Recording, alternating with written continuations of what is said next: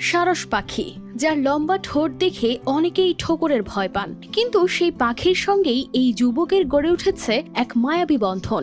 আরিফ খেতে বসলে পাশে দাঁড়িয়ে থাকে পাখিটি, বাইকে উঠলে তার সঙ্গেই উড়ে যায়। হাততালি দিলে সারস পাখিটিও ডানা জাপটে তা করার চেষ্টা করে। বাড়ি থেকে বের হলেই সারস পাখির চোখ যেন খুঁজে তার এই প্রিয় মানুষটিকে, একসঙ্গে খাবারও খায়। আর এই সম্পর্ক যেন রক্তের নয়, ভাষারও নয়, কিন্তু ঠিক যেন আত্মার কোনো বন্ধন। তাদের এই বন্ধুত্ব শুধু গ্রামবাসী নয়, মন কেড়েছে নেটিজেনদেরও।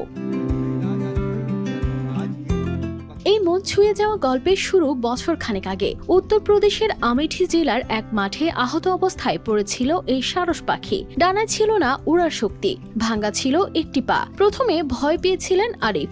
একনল হ্যান্ড ওয়াশ 100% প্যারাবেন ফ্রি, তাই নিরাপদ হাতের জন্য আস্থা রাখুন একনলে। ভেবেছিলেন হয়তো পাখিটি তাকে